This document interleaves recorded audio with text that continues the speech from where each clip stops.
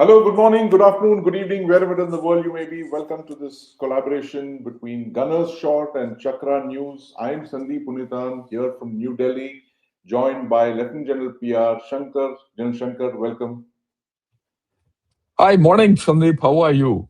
Good, good. I am sure Delhi must be very cold. Delhi And is a nice 9 degrees this morning, okay, and it's cold. Just 2 days before Republic Day, there was an unseasonal shower which kind of dampened the rehearsals yesterday. But okay, bummer, of course, is the AQI. Just it's unbearable. It's not as good as it looks outside. But okay. so, Jan Shankar, I want to tell you about. We were talking just last Saturday, 17th of January, about how quickly geopolitics is moving. We discussed the new alignment in West Asia, that is Pakistan, Turkey, Saudi Arabia. Within 48 hours of our podcast, of our conversation, you had the MBZ, Mohammed bin Zayed, landing in New Delhi Yeah. for one of the swiftest visits in recent memory. I can't remember the last time head of a state came so quickly, met Prime Minister Modi for 2 hours, and he was back on the plane. So possibly spent more time in the air than he did on the ground. And this just tells you we were on the right track. That last Saturday, that there are huge alignments in West Asia, in our part of in our neck of the woods, which has very, very big implications for what's going to play out, especially for India. And the fact is that that visit kind of reaffirmed that we were on the right track with what's going on. And we will look into the crystal with you, Jan Shankar, and see what lies ahead, what surprises are in store in the next few, I wouldn't say days, but hours, given the fact that you have a US carrier strike group of the Indian coast, the Arabian Sea, North Arabian Sea approaching Iran. So that's one other issue we can talk about. But, firstly, I want to talk to you about what we just discussed. This new realignment in West Asia, where the last time we spoke about the Sunni axis, the crescent, Turkey, Saudi Arabia, Pakistan, and now you have India and UAE coming together. Tell us if you're looking at a new countervailing alliance between India, the UAE, and Israel. Yeah, a lot of things are happening in West Asia. Right. What I'll do is I'll just put a map up, and we'll go with the map, right? So that we understand what's happening in. Yeah. I'll first put the map up along with us. Yeah. See, keep this map in focus, and then we'll talk of everything. The first thing in West Asia which we need to realize, and I invite your comments also on that, is that with Iran becoming weak and going on the attack, and for the past 6 months we've seen Iran tottering. We don't know whether it's going the street protests, this, that, all that. The other problems in West Asia have propped up. Hmm. The traditional problems in West Asia have come up, and actually speaking, West Asia has got destabilized completely with Iran becoming weak. You see Gaza, it's continuing. It's like a cancer. It'll never go away. Then you have new problems between UAE and Saudi Arabia, which were never there because when Iran was strong, Saudi and UAE were together. Then their problems have spilled over to Sudan, Libya, Yeah. Yemen, and The Somaliland, and all that. Yeah, and Syria. Then Turkey has jumped into because multiple alignments and all that. And so then out of this nowhere, that Israel, I mean, I wouldn't say nowhere, we had that strike, Israeli strike on Qatar.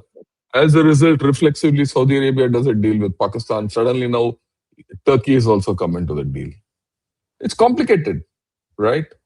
And that has reflexively driven UAE to do a deal with India.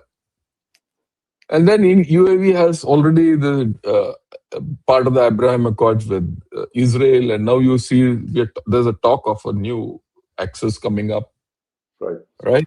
So all this is there.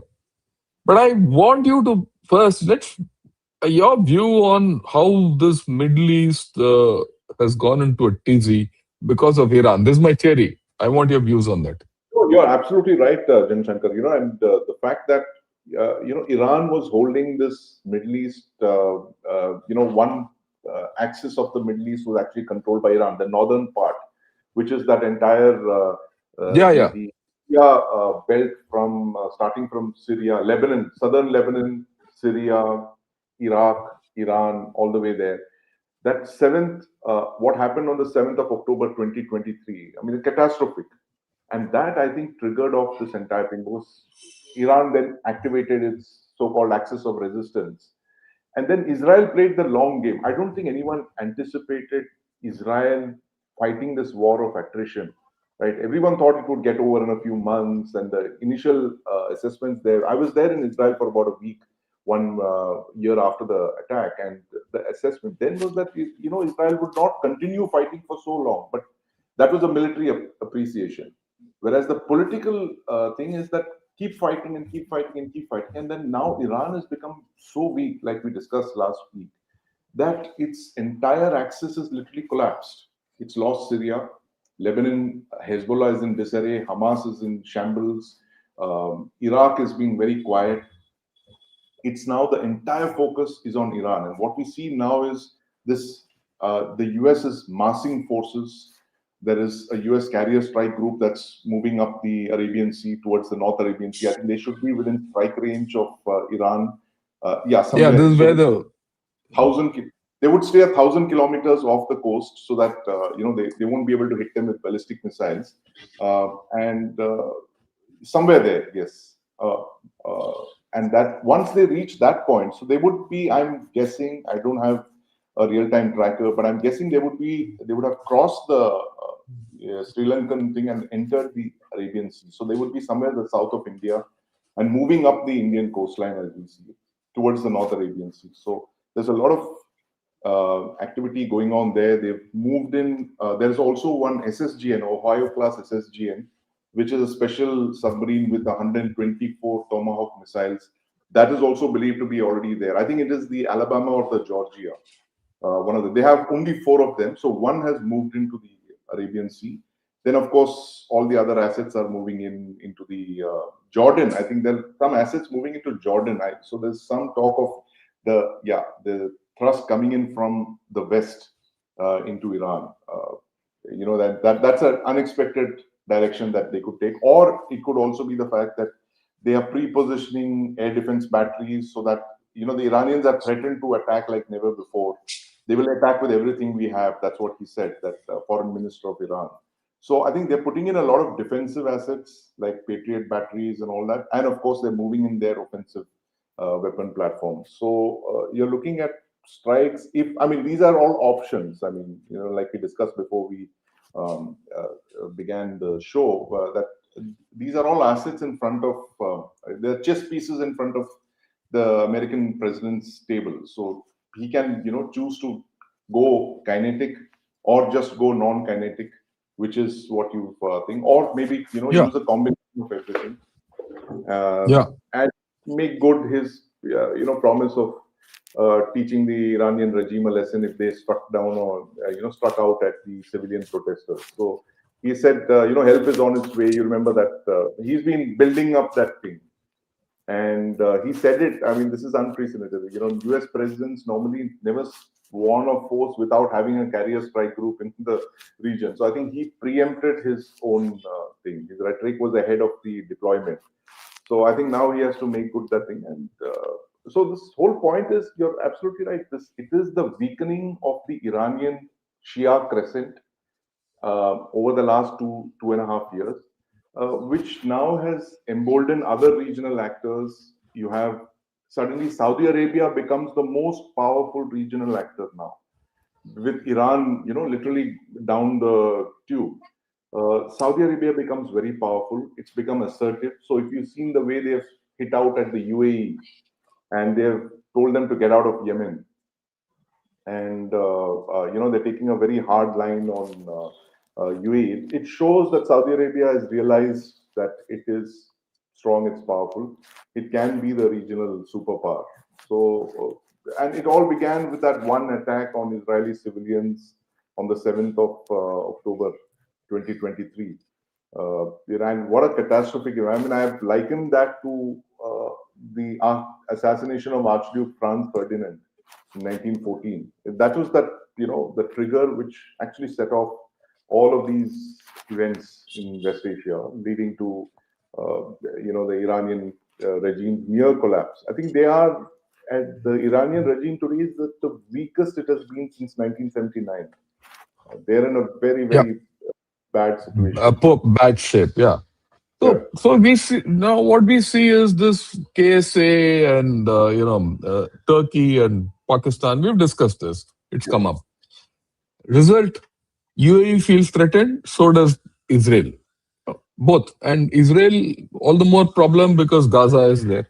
It's happening, and Yeah. they need a thing. And Israel is uncomfortable about Turkey, right? So what does Israel do? It now. No, you look at the things which have happened. While let me put it, so you have a new axis. You have this, one in stars: Yes. Pakistan, Saudi Arabia, Turkey. This triangle in the red star. Right. The one which is now developing is India, UAE, Israel. When you look at Yes. India, UAE, Israel, what do you see? You see that all three countries are in some way threatened by this triangle in one way or the other. So there's a natural axis forming. Then, if you look at it, now I put a whole lot of green dots out here. Let me explain that. And then we'll do the analysis. Yeah. Here, Israel is doing a deal with Cyprus and Greece, Right. and they want India on board, and they're calling it the Mediterranean Quad. Right. Okay. Okay. India has a good equation with Oman. Yeah. Then Israel has entered this area of Somaliland and all that. And Right. India has a good equation with Afghan. So you see something happening here. We'll analyze why this is happening and all that. And I'll get a thing in. I'm actually not tripping lines, but I'll explain the whole thing. Right. And you also know that Israel is quite destabilized. Okay. In this thing, Iran. is there a revival of IMEC? This is the original route of the IMEC, which goes from India to UAE, across Saudi Arabia, Jordan, and off to Piraeus and all that. But in the new setup, is there an alternate being thought of? Right. Is there an alternate being thought of? Because Saudi Arabia might become a... Okay.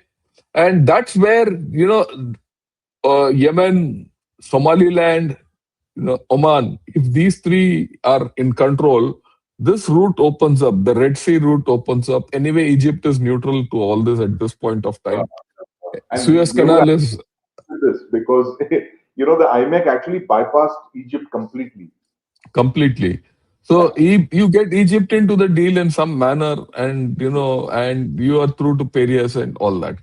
So this is the thing we need to discuss, and let's discuss. What I want to say is, there's a talk of this, what you said, Israel, India, and UAE axis, Yeah. vis-a-vis, the Turkey, Saudi Arabia, and Pakistan axis.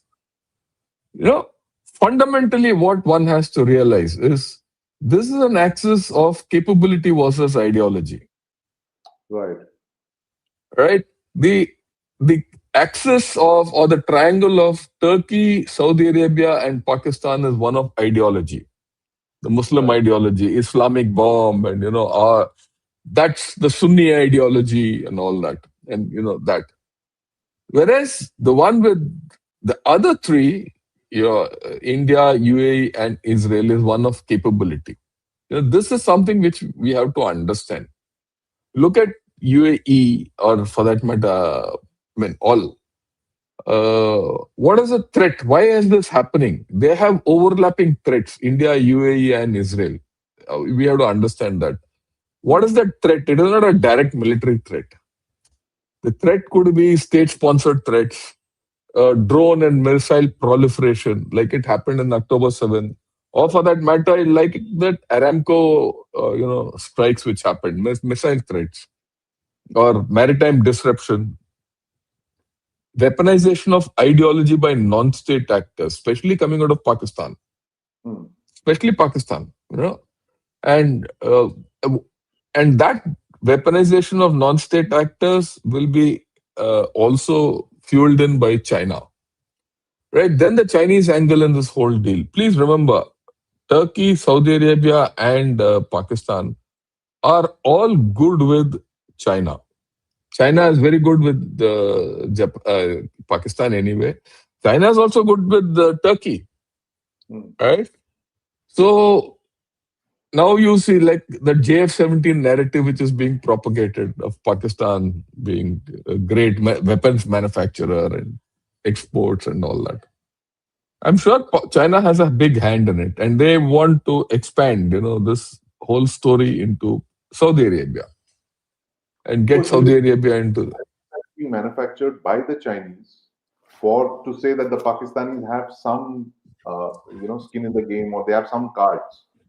And the Yeah, JF-17 is one card, right? one card. So that's getting into the thing. Then that Khan fighter, fifth generation fighter by Turkey, Khan, Pakistan, Turkey, Pakistan, and China, and they have common interests against India, all three of them, Right. right? Saudi Arabia might be the vulnerable fall guy in this whole story, who's the banker. You see, these guys are, the way I look at it, they see Saudi Arabia has got its own problems. We have to understand that.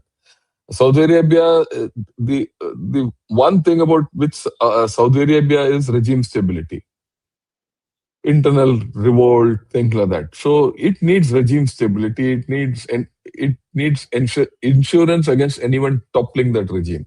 That insurance comes from people like Pakistan, USA, and Turkey. Okay. Now they might be vulnerable, and then so hence they have to go to Turkey and Pakistan. But Pakistan and Turkey might get China into the deal and go against India. Understand that.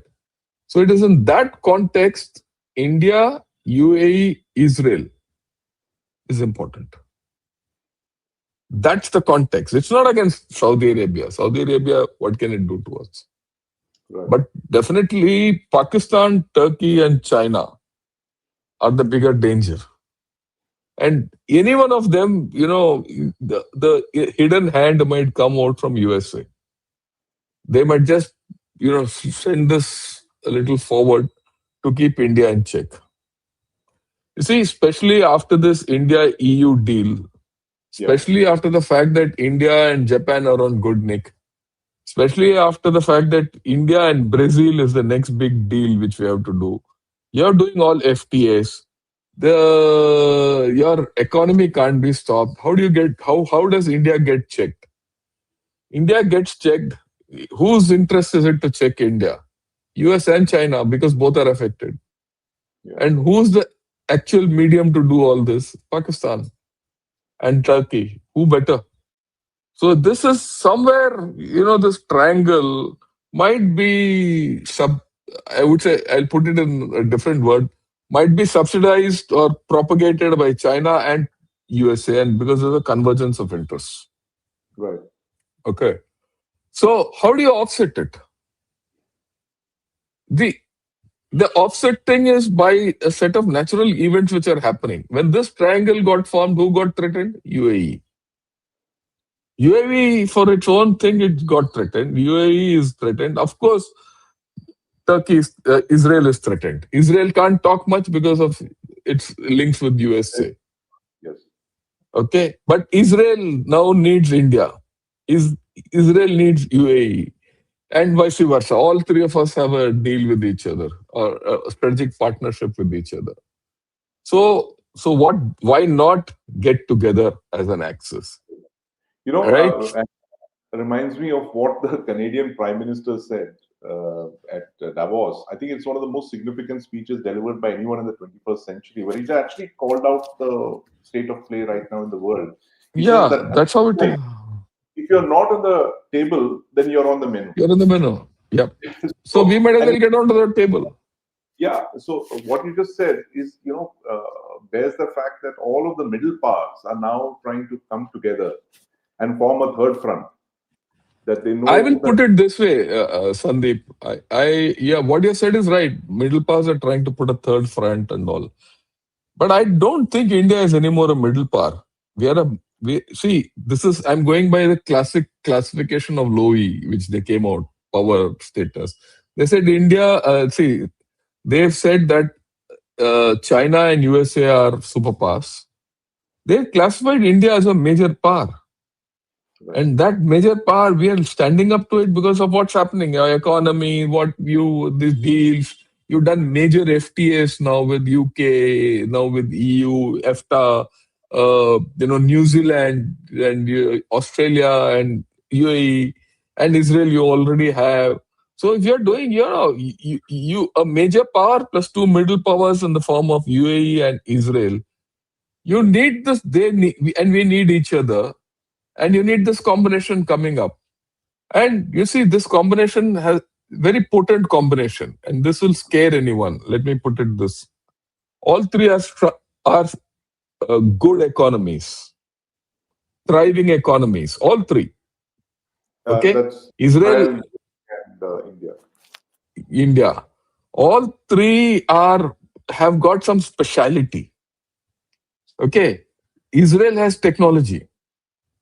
Israel has technology, and it is right. The UAE has networking. After all, it's a business hub. It's Yeah, network. Everyone has their skin in the game in UAE. Okay?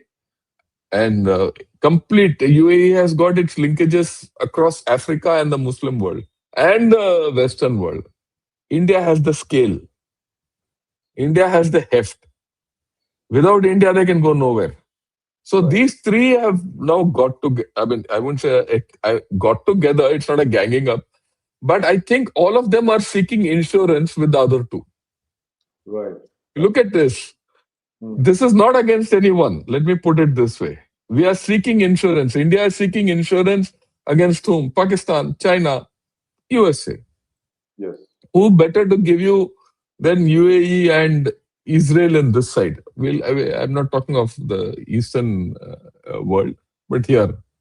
Because through Israel, you can still influence America, some quarters of America, and UAE also, right? Against China, it is hard kill, very simple. I mean, because then you're against Pakistan. Hmm. That's our requirement, right? My interest is that. Okay. Turkey is a far off power, but we'll handle it. For Israel, Turkey is closer. Okay. Islamic fundamentalism is closer to it. Iran is closer. Even a weakening Iran with its capability is closer. How do they ensure it? It is this. So UAE So, for them their regime right. survival, their own everything. They need both these countries.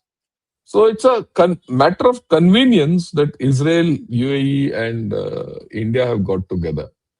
So any views on this? Because we need to discuss KSA as part of this. But you Yeah. give me your So, views, and then we'll go there.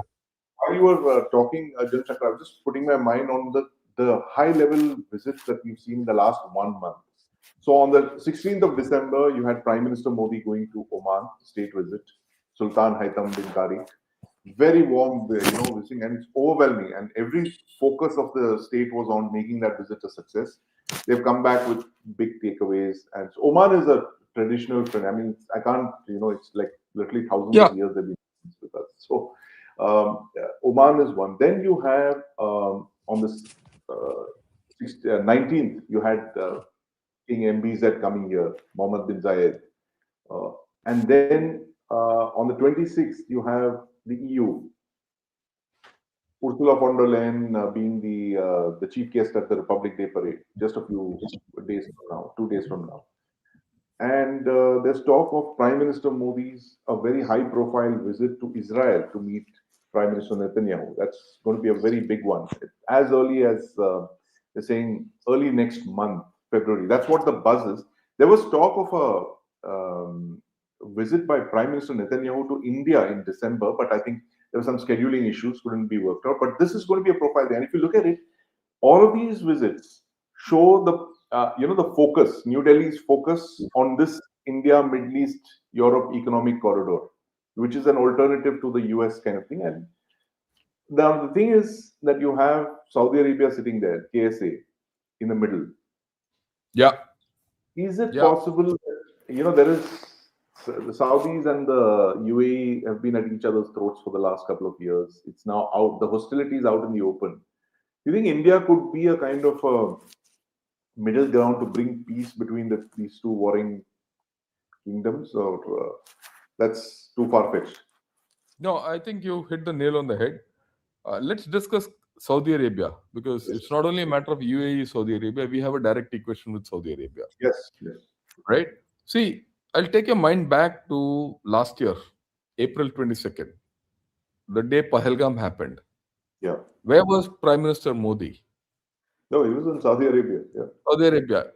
And what happened? When our Prime Minister's plane was going, he was given an escort by, the Saudi Arabian fighters. And he was escorted into Riyadh.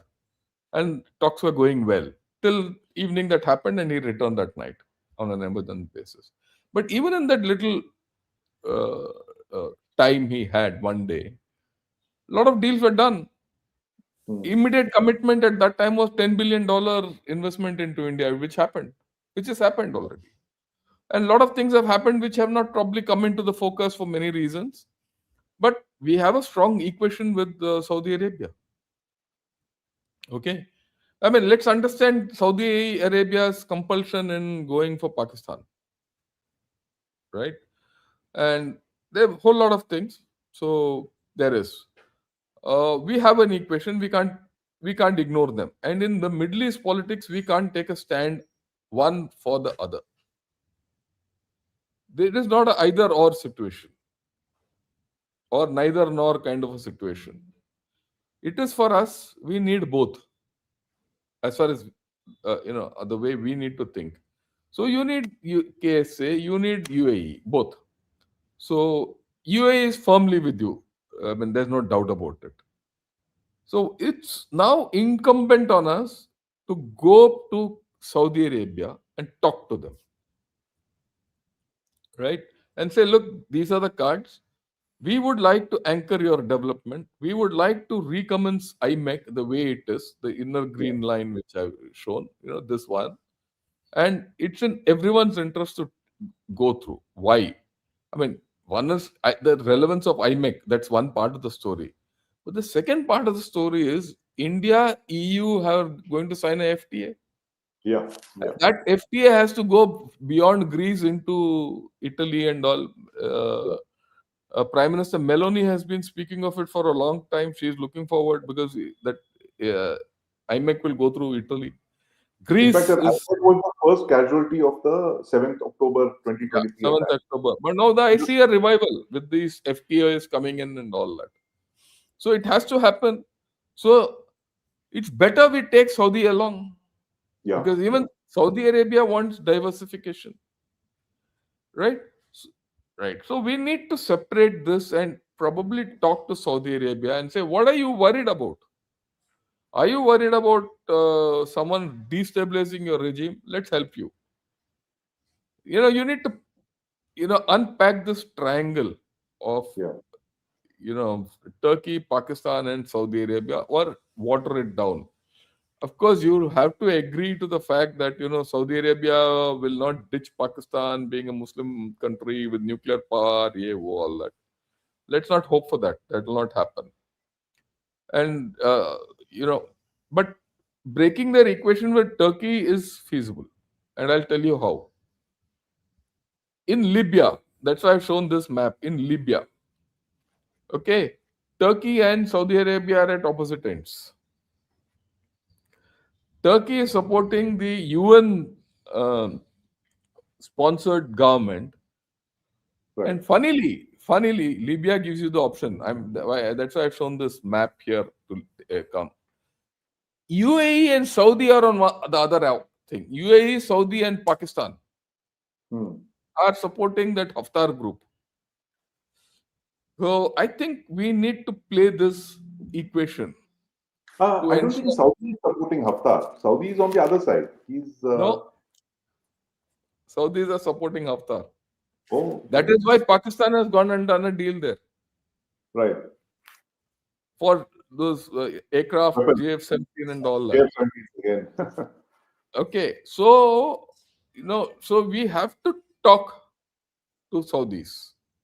On that, let's not have any doubts. Hmm. While we are talking about the Saudis, okay, we need to go this route. We need to talk to Oman. That's why the green dot. We need to somehow stabilize Yemen and let the stabilization. You see, stabilizing Yemen, we have to again. We need Saudi. So we need to start taking an active role Hmm. in Somalia. In Somalia also we have a role. The Somalian government, we have good equation with them. We have very good equation with Somalian government. Somaliland. So no. Somalia. Oh, right. I mean, yesterday I saw in that Rajdeep Sardesai talking to the Deputy Prime Minister of Somalia, Oh, who was yes. speaking And he brought out in chaste Hindi. Hindi, who was Yes. speaking in chaste Hindi, and Yeah. and he's made a point that look, we are your friends, and we respect. We have a lot of equations with Somalia. Somaliland also looks forward to India. So we and Puntland there, which is the third angle of the Somali Horn of Africa. We are Yeah. good. I think India has to now step out and talk to them, because then what do? You control the southern part of the All of Babel this. Mandi. Okay, it's diplomacy. This is good diplomacy, good thing, and right. Anyway, you have a port at Dukum. You Yeah. have one at Egaliga. So there's Yeah. no harm in getting a foothold in somewhere in that area, and you're doing anti-piracy operations. And interestingly, let me tell you, the Houthis have never attacked India. Yeah. That's true. Okay, Houthis No have Indian never, flag vessels. No vessels heading towards India. yeah, they have not touched. So I think we have equities. Those equities we should put to good use. Open this route up. We are good with Egypt also. Yeah. Egypt also looks to us. Okay, Yes. so open this route. I mean, this might look traditional, but at this point of time, it's an alternate route to IMEC. The moment you open this route to IMEC, even Saudi Arabia will jump in. Saudi Arabia will come because Saudi Arabia is okay with the this Sudan, eastern part of Sudan, where the Port Sudan is there and all that, and their security hinges here. They'll come into the game. So I think two things we need to do. We need to see how to open up this axis.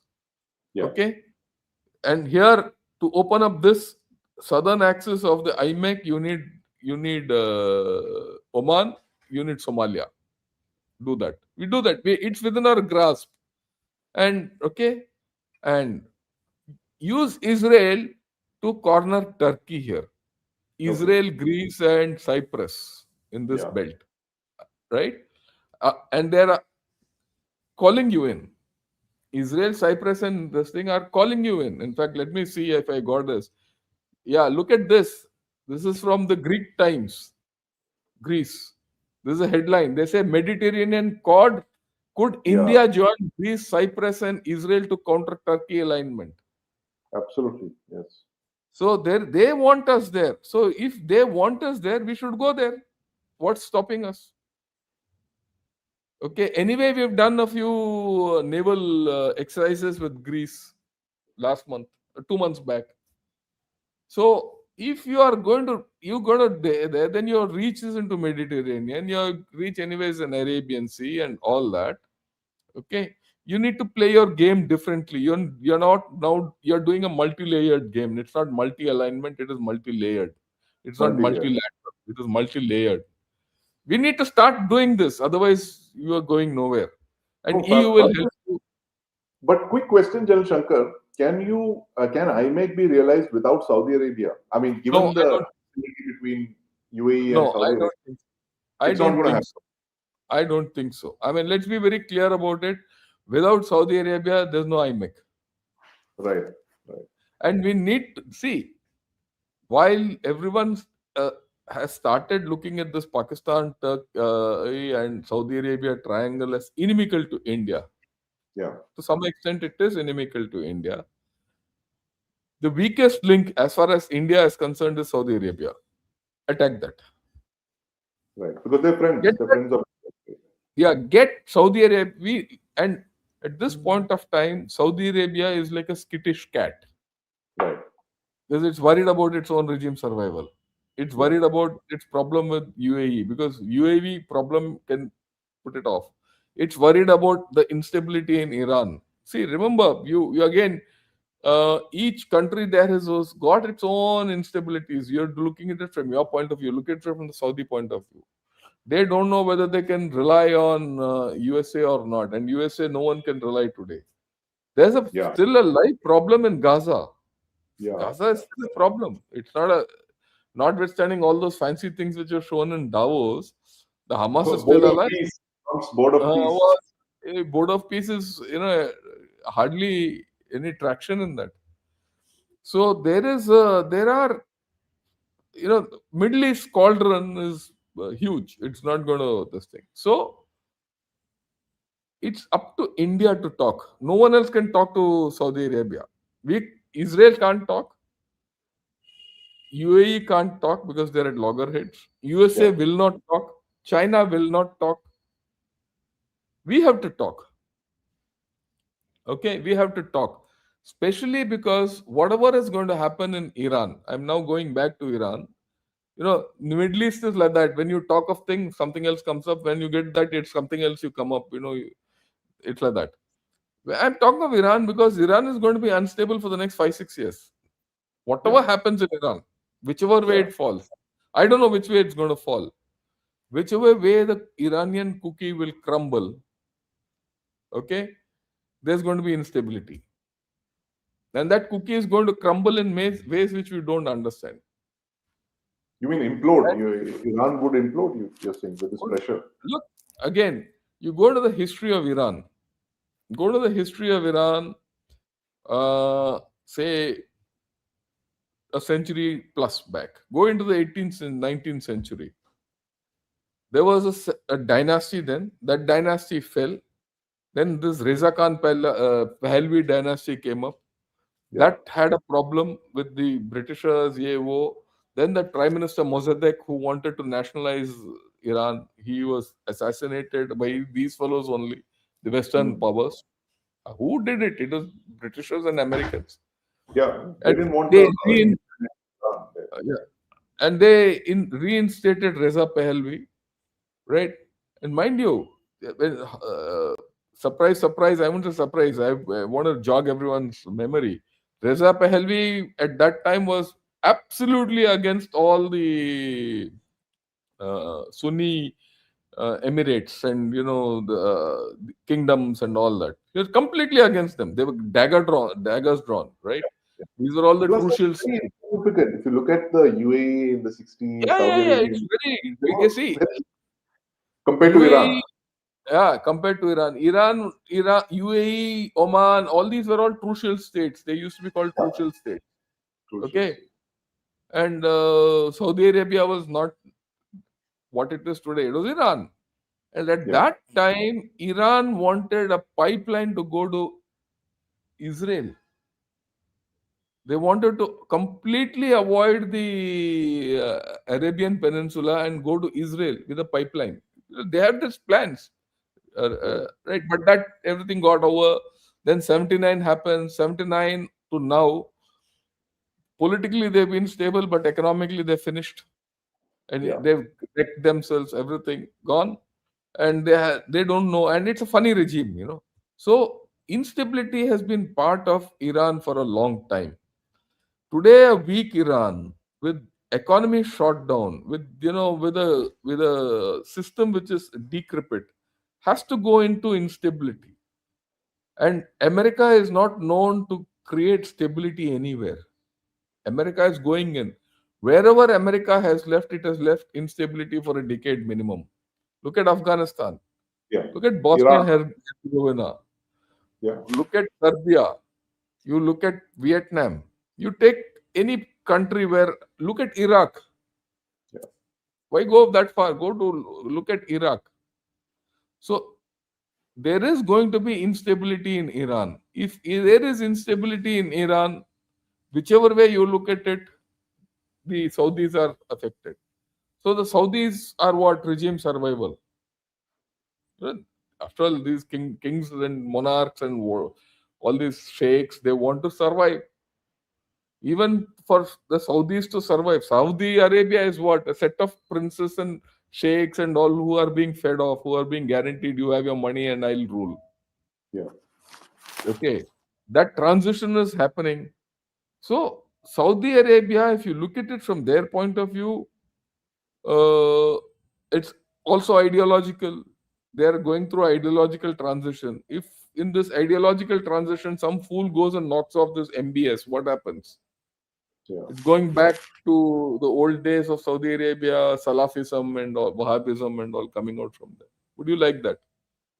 So, if you see all this, you would like to get Saudi Arabia on board, get UAE and Saudi Arabia to speak, get that IMEC going the right route. And then you'll see things are in a better fashion. I mean, that's my way of looking at it. I want your views. You can even counter my views.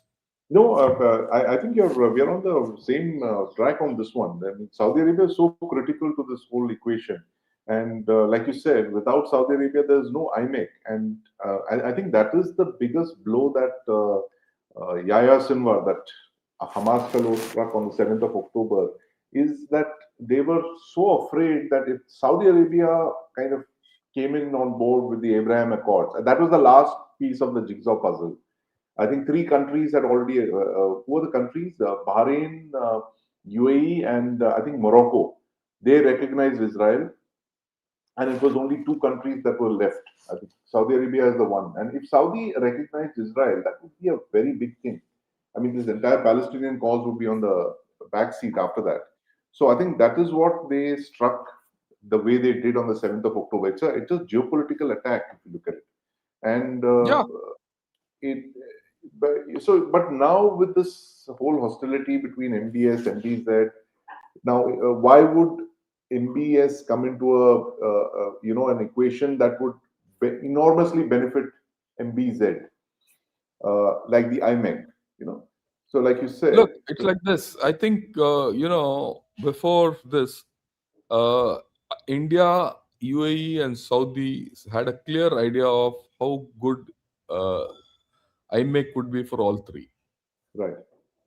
right? All three, all three. Uh, and we need to go back to them. Look, you might not collaborate, but both of you collaborate with us. Yeah, yeah, That's the logic you have to give them, because India, Saudi, IMEC is good. India, UAE, IMEC is good. So if that is the case, whether you collaborate with each other or not, you collaborate with us. You continue with your fight. We have no problem, but collaborate with us. Why do you want, and develop an alternate route also? Don't stop there. Develop an alternate route and use. I mean, let me put it this way. And you look, even in this other route which I put in violet, yeah. This even Saudi here, Arabia is Saudi will have a absolutely. still there. Okay, let's stabilize the situation, which is good for both. We need to make two things. One is economic sense to Saudi Arabia of diversification and trade and all that, and their importance in the Arab world. Acknowledge it. I mean, there's no harm. Give him his due. And give him the reassurance that, look, what you do with Pakistan and Turkey, as far as you're not inimical to India, we have no problem. You do what you want. Okay. And be accept what comes out of it. Because I think if you can devalue the triangle, it's good for you anyway. But whichever way you look at it, you need to do something. You can't, the same old story can't go. You can't have Saudi Arabia as your adversary. Yeah, absolutely not. And I don't think there is any. I think we are very clear-headed on that. That Saudi Arabia is. This is not, as you said, this is not at the cost of our relations with Saudi Arabia, our alignment with the UAE and Israel is because we are friends with all, and I think that is our greatest strength in all of this, and we've played our cards quite well so far. Especially if you look at the way we played Trump, you know, the rest of the world they're Yeah, saying, oh, you should have done this, you should have done that, you should have given in to Trump, and I think it just shows that we understood, we read this man correctly, and the Europeans are now crying the way that he's threatening them. see, there's an old adage, we've all learnt it. Yeah. The old adage is silence is golden.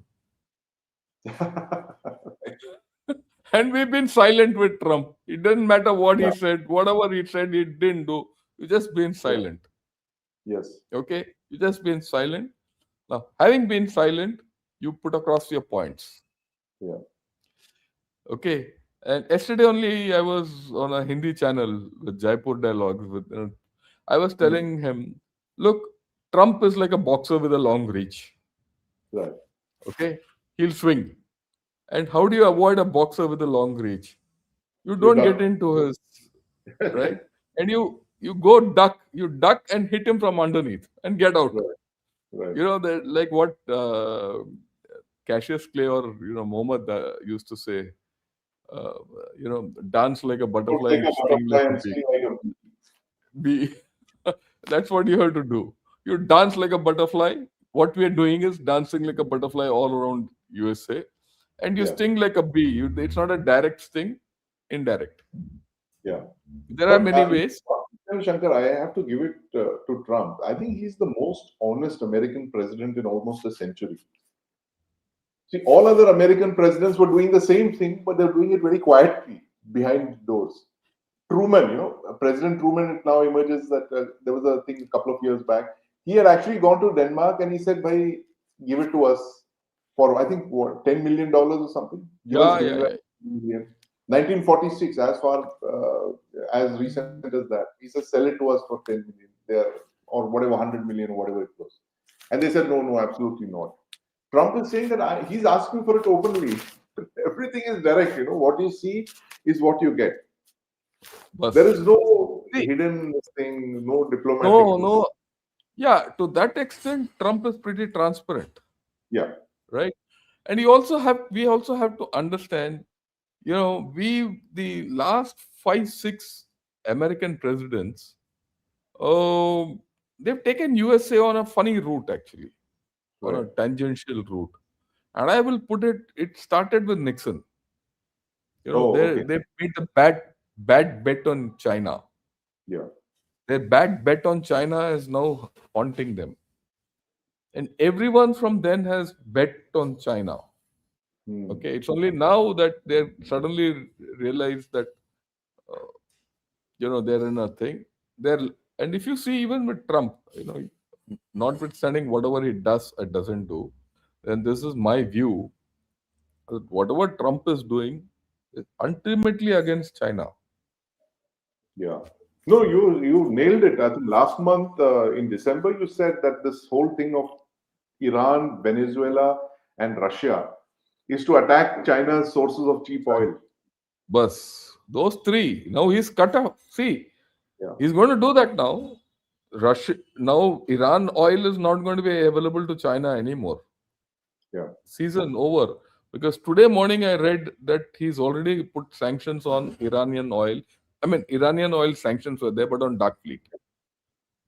Now, like what happened in Venezuela, he's Yeah. already got all the forces. I think the first thing he'll do is put an embargo on this oil. The moment he puts an embargo on oil, Yeah. automatically things will start triggering in Iran. There'll be a effect on China because there are reports of 15, 16 planes landing up from China to Iran, yeah, all that. What Yeah. will they do? They'll do nothing. Okay, Air these defense guys radars, will. radars, those kind of jammers, all of those things are probably Yeah, coming. what that won't take things beyond a point. Okay, you squeeze the oil and everything will start unraveling. And Trump has got Pakistan in his pocket. He's also got Afghanistan in his pocket to a large extent. because he's paying the Afghans out to ensure that Afghanistan is not used to attack USA already. So he'll start something. He'll do something, irregular. I mean, let's not expect the regular attack on Iran. It is Hmm. going to be irregular. So all these things, we'll see this unfolding. Okay. So that source of oil to China is going to close maybe in a month, maybe 2 months. In that case, China has to come to the table. Also, an interesting development which has happened, and I'm going to discuss this with John Helmer tomorrow. Okay. Okay, you know John also. Yes, of You've course. done a podcast with him. You introduced me to him. Yes. Yeah. Now John Helmer, he's been tracking what's happening there. Interestingly, Steve Witkoff, Jared Kushner, and one more guy from the Trump administration, day before yesterday, went and met Putin. When all this Yes. was happening in Davos, they went and met Putin, Well, and yeah. they're talking about swap. What is the Hmm. swap? What is the swap? This is an interesting thing. What is the swap? The swap is, Putin gets this Novo Russia, or the new part of Russia, the Ukraine. So Trump Ukraine. Yes. endorses that, and Donetsk and Luhansk, and Luhansk. some Yeah. part of Donbass. Kyiv. The entire Donbass, basically. The Donbass Russian so part. that the swap is that Putin joins the board of peace. He's already joined it, and No, no, he's he's put it out with a condition, but yeah. now he'll come fully on board on a thing and leave Gaza to Trump and assist him in stabilizing Gaza, because Russia and has got a lot of equities in this part. Russia's got equities in Libya, it's got equities in Yeah. Syria, all those, right?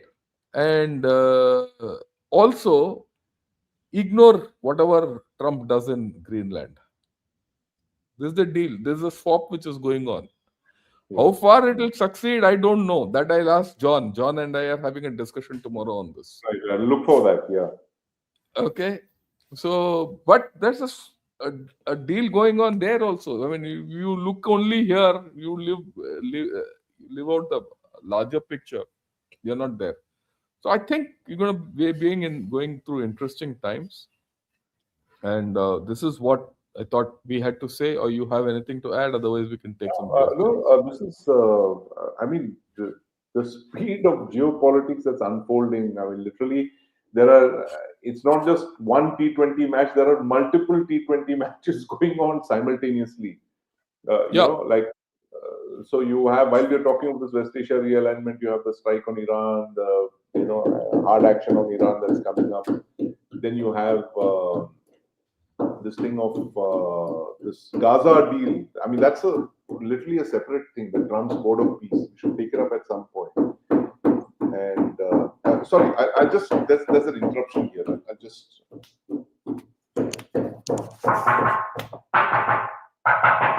yeah. So yeah, there's some sound coming. So yeah, okay. so And of course, yeah. yeah. So a lot of things happening. I want to. There's a very interesting comment which has come up, which I thought we should discuss and Yes. put. And Hashmi seems to be from the Middle East and UAE belt. He says there's no fight between MBZ and MBS. They're attempting to consolidate their power due to certain unforeseen circumstances. Your views on this, and does this give an opportunity? I agree with him, but Yeah, I completely I agree with that. But the thing is that their consolidation of power is bringing both of them into conflict in certain areas. In Yemen, I think this yeah, falling out of that is the big West Asia story as far as we are concerned. The falling out of MBS and MBZ over Yemen, like we've discussed, Yemen, Sudan, Somalia, Yemen, Libya, all these places. all they're on opposite sides, and these differences seem to be irreconcilable, and that's the whole purpose of we are looking at here. That can India, bring them together, given the fact that we have excellent equations with both Equation countries, with both. we are buyers of both Saudi and Emirati oil. Can we do something to bring them together? Because these are countries Yeah, that they're very important to us. geopolitically. So therefore, I think there is something. But Yeah. this is some, this enmity of theirs is it's not just a thing of consolidation or anything. I2UI is forward looking and KSATP backward looking. Yeah, quite Well, ideology I mean, that's the way we look at it. It's ideology versus capability. capability. But Yeah, if you look at it from the KSA point of view and Pakistan point of view, it is forward looking. yeah, yeah. Okay, it's a So matter of how I2UI, you look at it. it's interesting. He's dropped the. It was I2U2, so You he's too, yeah. I2UI. Yeah, that's a good point because this whole He's clarified Trump. it. He says it's I to you. Yeah, I2U. Okay, Yes, yeah. because You, this Abraham Accords is Trump's baby, and somebody should tell Trump that we are doing what you began, gentlemen, 6 years back. We are only taking that forward. yeah. Hmm. Okay. Good morning, sir. Please do a show on India's takeaway from Davos. Uh, well, look, Rama, I've already done that. I'll be putting it out in Hindi. Yeah, It's not only a takeaway from Davos, it's also a takeaway from the EU India deal and India UAE deal. You yeah. put together and see, understand what are the takeaways. That's the more important thing. Maybe later in the day, I'll put this out. So just wait till then, right? Then let me see any quiz.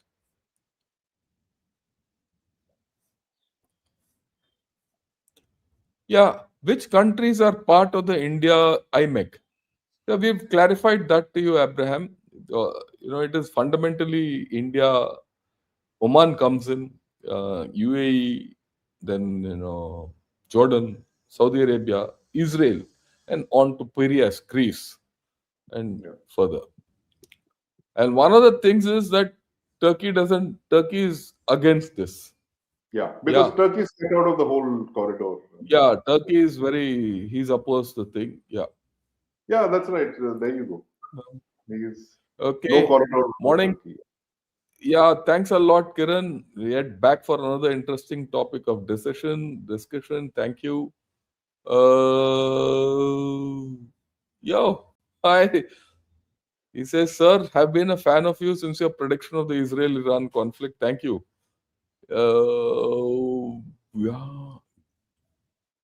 Yeah, this is a very different view. If you're not on the table, then you're in the dustbin. It's a new way of looking. Yeah, that's another way of looking at it. Yeah. Yeah. He says, look, why should we allow Pakistan to be China's or US proxy? Why not make it useless like Bangladesh and dependent on India? If we settle this, Pak, our growth will be double of what it is now. Your view on this? It's an extreme view, but uh, I, I don't think it's India's growth is going to double because Pakistan's thing is mm, going to be sorted out. But the fact is that yeah, Pakistan's existence, the very creation of Pakistan, is a Western project, and it is meant to fulfill Western agendas.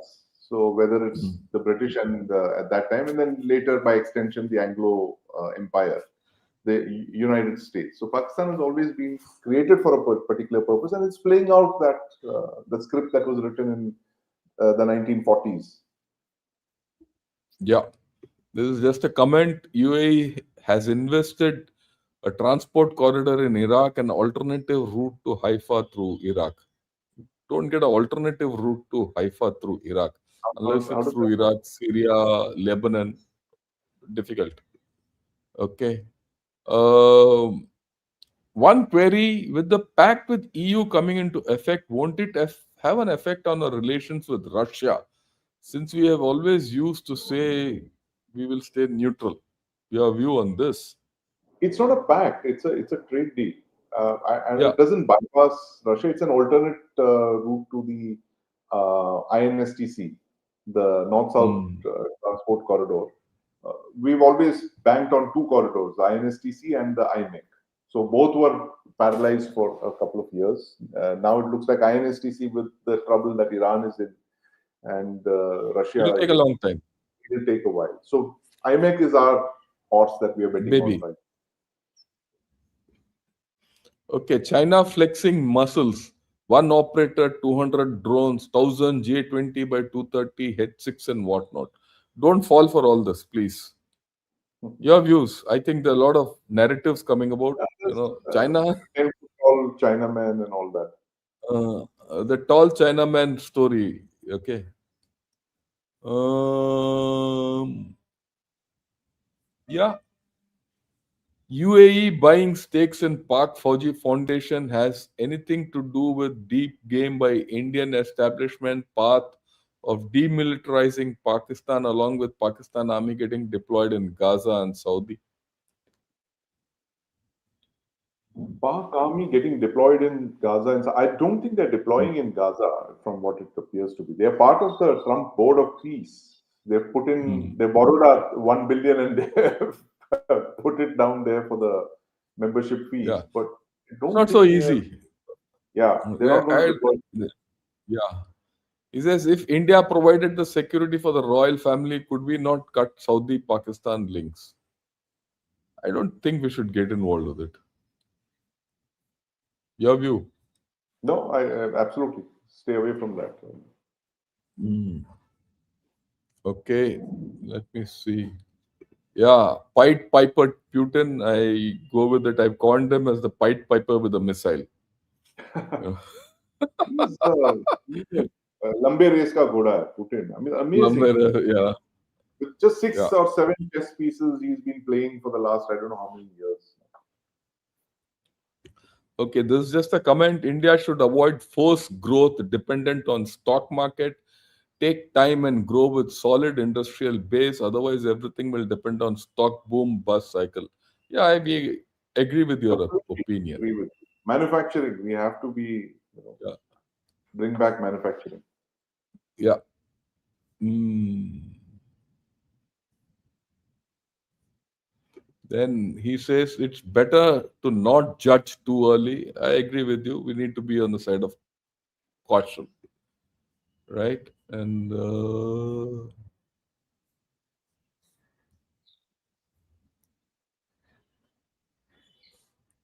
yeah, thanks for the wonderful podcast. How do you rank these for geopolitical dynamic change? Op Sindur, tariff, Israel Gaza, Russia Ukraine war, China first policy. Which do you think have changed the game completely? Well, I would think it's the Russia-Ukraine war. That would be number Yeah, I one. think that's where see the whole game started changing 3 years back with that. Yeah, All the global geopolitics have started changing there. Okay, where is Russia-Ukraine Kuwait today? first, and Yeah, then Gaza would be second. Gaza. Actually, the real game changer has been Gaza. Gaza Gaza, has, like what you said earlier, October 7, yeah. 2023, I think has changed the world irrevocably. Okay. Uh, okay. Where is Kuwait these days? Are they relevant or unimportant? The way I look at it, they're there, they're producing oil, and that's the end of the story. Yeah, they're not very ambitious. They don't want Yeah. a larger than life Mm, picture. yeah. Sir, Pakistan joined the Trump peace group. Does it mean that it recognizes Israel? Well, they're going to go and guard Israel. So let's see how things come on. That's an interesting You think dynamic this- which is yet to be played out. you think they're going to send soldiers there to Gaza? Look, the way things are, I think there's no choice. There's no choice. Where will, I mean, look at it. Uh, Turkey, no go. Yeah, Okay. Uh, the countries which, who can send soldiers into that place? Let's put it this way. one division of about 12, Who can 15,000. send? Who can send to control the Bangladesh, situation there? Bangladesh, no, Pakistan. It has to come to Pakistan. Trump is very clear. Trump won't be so chummy with these fellows unless he has to get more out of them. Unless they deliver, you think. But that is going to create immense instability within Pakistan. I mean, to Good, add to let their, it go. we've discussed this in past issues, past episodes. Let's see how it goes. Okay. Oh, this is nice. There's already a view. The Pakistan army is deploying its 19 Lancer and 13 Lancer. We'll see. And this is a nice thing.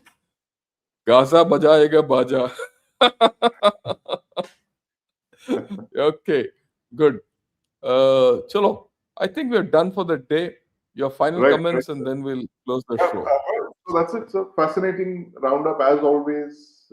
We were ahead of the curve last Saturday when we talked about the new crescent, the Islamic NATO that's developing Saudi Arabia, Pakistan, Turkey, and within 48 hours we saw a new response to that developing, or rather, reiterating an old friendship. And in 24 hours from now, 48 hours from now, you're going to see the EU deal, possibly the Republic Day thing, and then after that, Yeah, you're going to have the EU. It's a very historic, very significant deal. They've been promising. Let's see what that holds in store. So this new alignment is literally, we are speaking as it's, we are speaking while it's unfolding in real time. So to make more sense of this, come back to us next Saturday. We'll be here Saturday. same time. General Shankar and Yeah, me, we'll be talking about how things have moved on over the past 1 week, and I'm sure there will be so much more to talk about next Saturday, yeah, yeah. given the speed at which geopolitics Things are is happening. unfolding, in real time. So once again, thank you very much, General Shankar, and see you again, same time, Yeah, same yeah. space Just hold next on Saturday. Thank after you the. to Just all hold our on. viewers. Well, Yes. yeah. Chakra and Thanks a you. lot to everyone. Have a great day. Have a great Saturday, and Jai Hind to all of you.